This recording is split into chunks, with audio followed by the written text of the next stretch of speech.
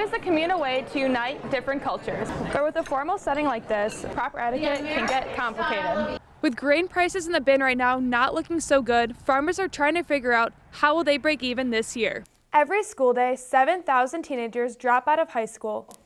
And Frank Flanagan didn't want to become a part of that statistic.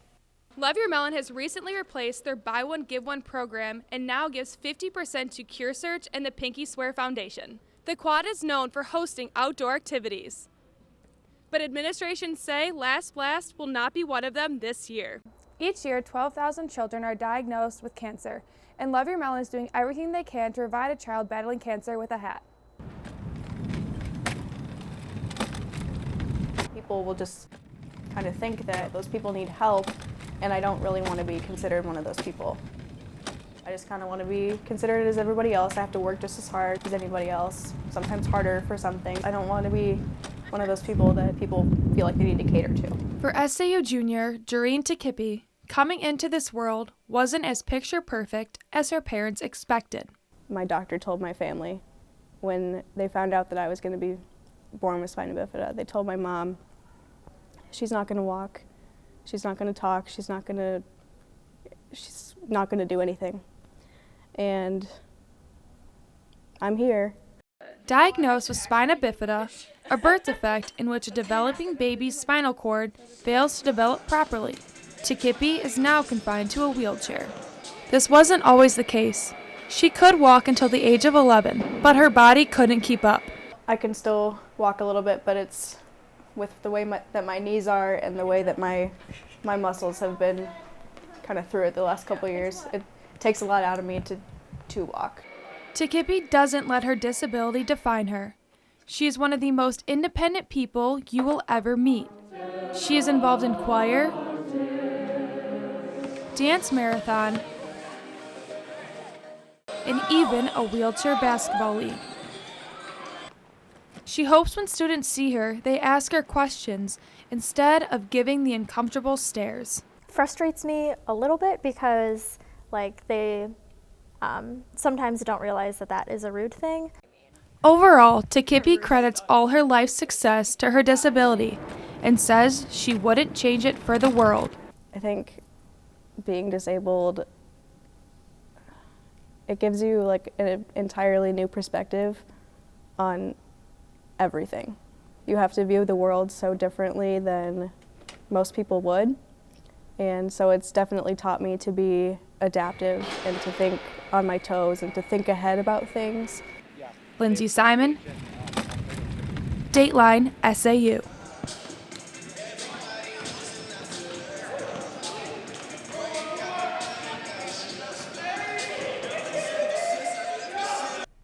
One SAU senior is showing that your past does not have to define you, and an opportunity to participate in a sport at St. Ambrose has made a difference.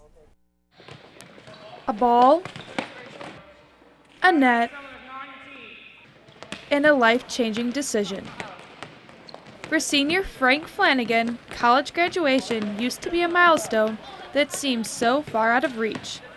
As a teenager, the California native's bad behavior was catching up with him. I was hanging around the wrong kids and was doing the wrong things, and depression was, I think, a big root in that.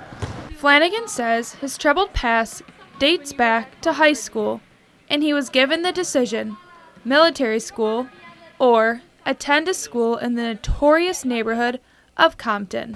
I was looking for, I think, a need to want to be liked going into high school. So going into high school, hadn't really started playing volleyball yet. I was still a basketball guy. For basketball was my first love. Went to St. Monica's, and before my freshman year was done, I was kicked out of high school. I had a .04 GPA. Every school day, 7,000 teenagers drop out of high school. And Frank Flanagan didn't want to become a part of that statistic.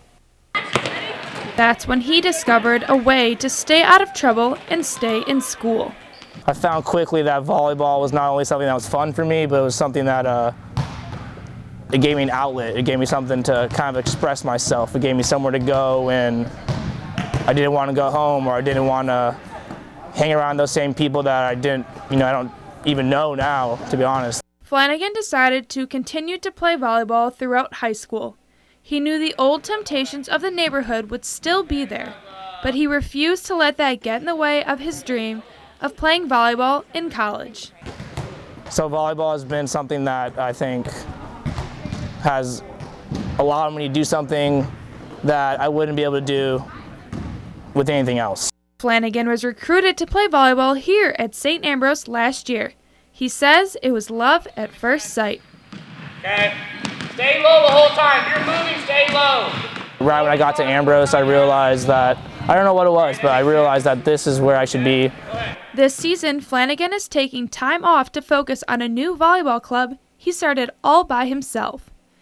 He is the youngest club director in all of Iowa. Flanagan will also be assistant coaching the women's volleyball team next season. He says it's worlds away from where he could have been. If it wasn't for volleyball, I don't really see myself, I don't know where I would be. I know I wouldn't be in school. I know I probably wouldn't have made it to even junior college. Maybe, there's a very real chance I could be in jail or I could be kicked out of my house. I could have been, I really don't know, but I know it would be nothing close to the substance of what I'm able to do here. Lindsey Simon, Dateline, SAU. The gender pay gap is a national issue that St. Ambrose University leaders are encouraging students to fight.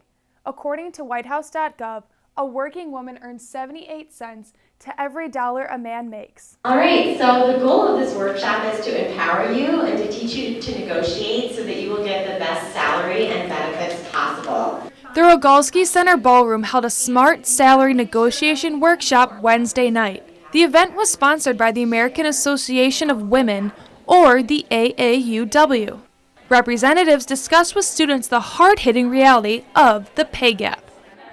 According to the organization, in 2014, women working full-time in the United States were paid 79% of what men were paid. That's a 21% gap. Over the years, the gap has decreased. It's very intimidating. It's very frustrating. SAU senior Kellen Cochran is still upset it exists. Can I, as an individual, really do anything to change this? According to the AAUW, over 10 years of a working woman's life, a man will make $50,000 more than her. That's where negotiation and knowing your budget comes into play. The workshop encourages students to calculate their expenses, research how much money to expect, and not to accept the first offer given. What I learned is to fully understand what I am worth as an individual and what my experience is. Overall, they hope students follow these 4 important steps. 1. Know your value. 2. Identify a target salary and benefits package. 3. Know your strategy. And 4. Practice, practice, practice. And don't be afraid to negotiate. You have got a degree from St. Ambrose. You can go places. Now go and tell people what you have. Tell them your skills. Cochran says with this new knowledge, that is exactly what she plans to do. Educating other women and even men, the feminist men that we know in our life and things like that. I don't think that I can wake up tomorrow and make the wage gap disappear. I know I can change it in my life and hopefully change it in other women's life. Lindsey Simon, Dateline, SAU.